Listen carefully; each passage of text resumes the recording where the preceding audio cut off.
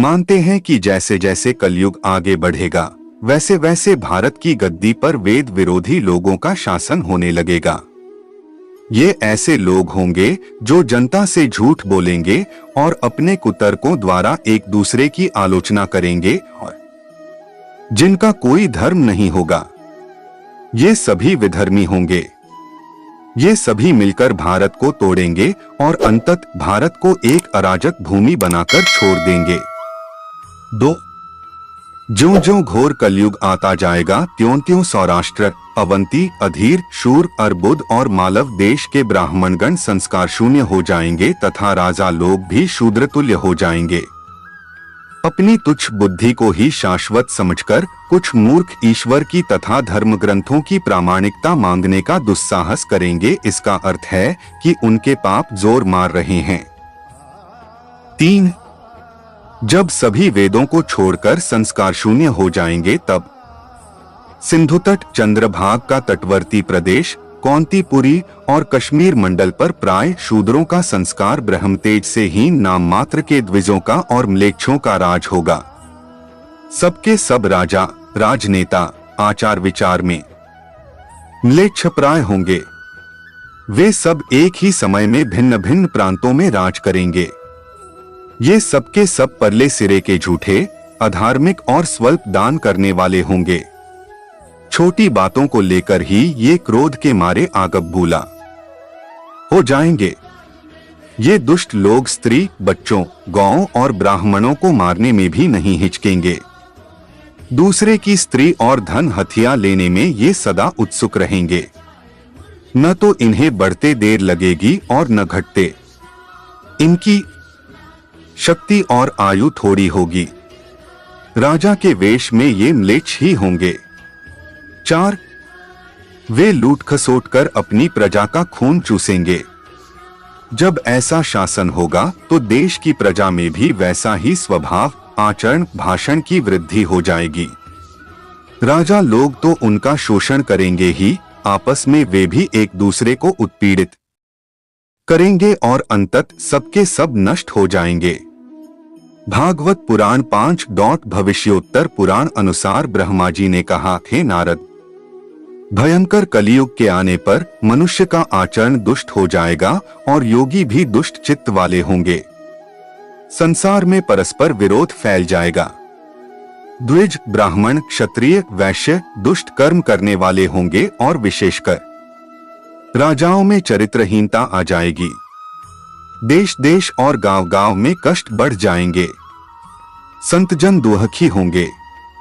अपने धर्म को छोड़कर लोग दूसरे धर्म का आश्रय लेंगे। देवताओं का देवत्व भी नष्ट हो जाएगा और उनका आशीर्वाद भी नहीं रहेगा।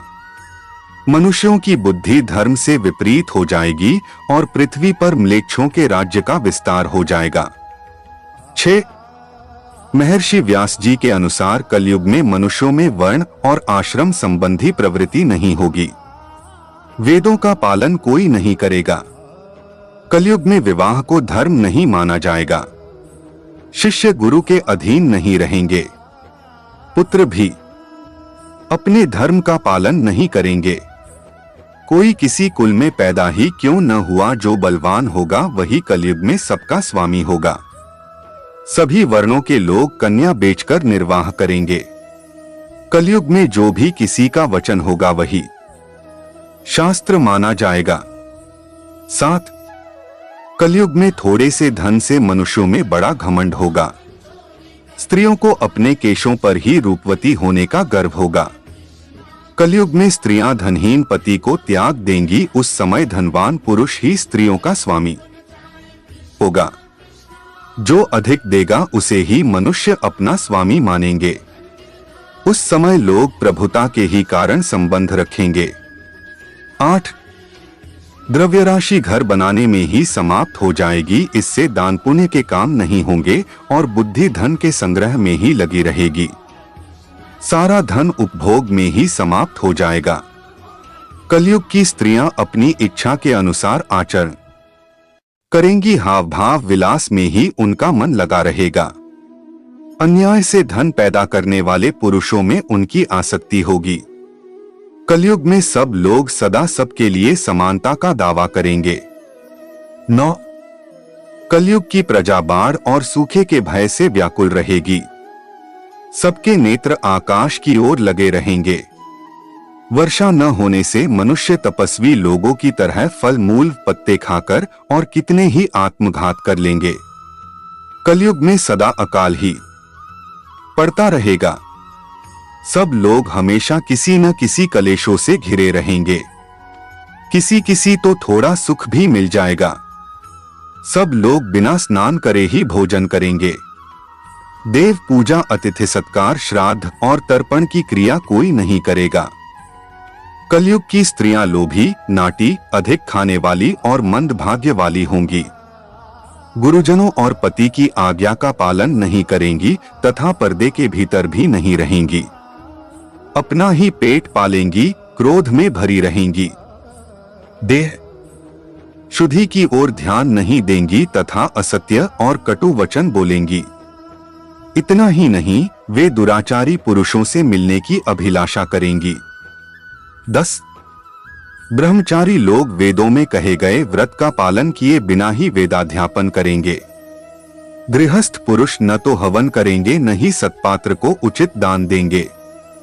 वनों में रहने वाले वन के कंदमूल आदि से निर्वाह न करके ग्रामीण आहार का संग्रह करेंगे और सन्यासी भी मित्र आदि के स्नेह बंधन में बंधे रहेंगे। कलयुग आने पर राजा प्रजा की रक्षा न करके बल्कि कर के बहाने प्रजा के ही धन का अपहरण करेंगे। अधम मनुष्य संस्कारहीन होते हुए भी पाखंड का सहारा लेकर लोगों ठगने का काम करेंगे। उस समय पाखंड की अधिकता और अधर्म की वृद्धि होने से लोगों की आयु कम होती चली जाएगी। उस समय 5, 6 अथवा 7 वर्ष की स्त्री और 8, 9 या 10 वर्ष के पुरुषों से ही संतान होने लगेंगी। घोर कलयुग आने पर मनुष्य 20 वर्ष तक भी जीवित नहीं रहेंगे। उस समय लोग मंदबुद्धि, व्यर्थ के चिन्ह धारण करने वाले, बुरी सोच वाले होंगे।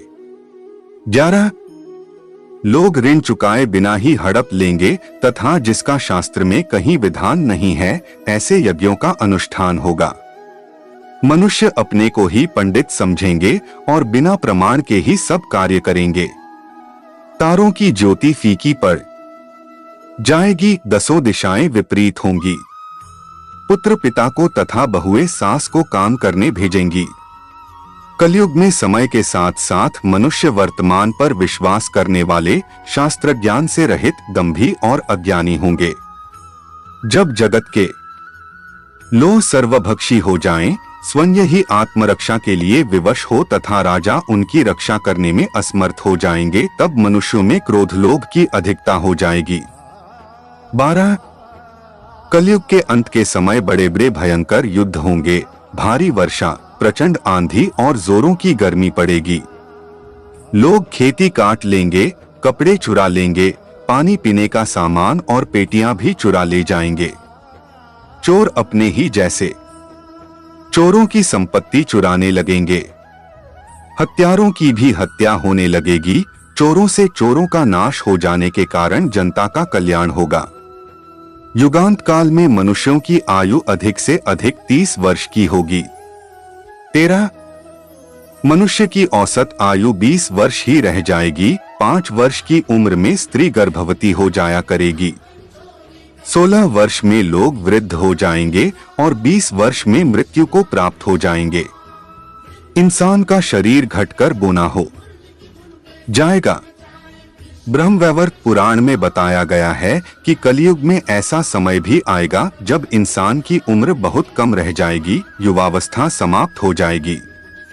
कली के प्रभाव से प्राणियों के शरीर छोटे छोटे, क्षीण और रोगग्रस्त होने लगेंगे। 14.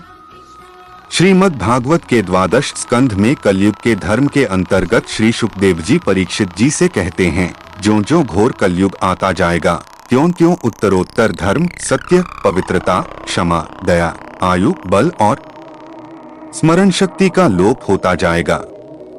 अर्थात लोगों की आयु भी कम होती जाएगी जब कलिकाल बढ़ता चला जाएगा। कलयुग के अंत में जिस समय कल की अवतार अवतरित होंगे उस समय मनुष्य की परम आयु केवल 20 या 30 वर्ष होगी। जिस समय कल की अवतार आएंगे चारों वर्णों के लोग क्षुद्रों बोने के समान हो जाएंगे। गायें भी बकरियों की तरह छोटी छोटी और कम दूध देने वाली हो जाएगी। 15 कलयुग के अंत में संसार की ऐसी दशा होगी कि अन्न नहीं उगेगा। लोग मछली मांस ही खाएंगे और भेड़ व बकरियों का दूध पिएंगे। गाय तो दिखना भी बंद हो जाएगी, होगी तो वह बकरी समान होगी। एक समय ऐसा आएगा जब जमीन से अन्न उपजना बंद हो जाएगा, पेड़ों पर फल नहीं लगेंगे। धीरे धीरे ये सारी चीजें विलुप्त हो जाएंगी। गाय दूध देना बंद कर देगी। 16 स्त्रियां कठोर स्वभाव वाली व कड़वा बोलने वाली होंगी। वे पति की आज्ञा नहीं मानेंगी। जिसके पास धन होगा उसी के पास स्त्रियां रहेगी। मनुष्यों का स्वभाव गधों जैसा दुस्सह, केवल गृहस्थी का भार ढोने वाला रह जाएगा। लोग विषयी हो जाएंगे। धर्म कर्म का लोप हो जाएगा। मनुष्य जपरहित नास्तिक व चोर हो जाएंगे। सभी एक दूसरे को लूटने में रहेंगे।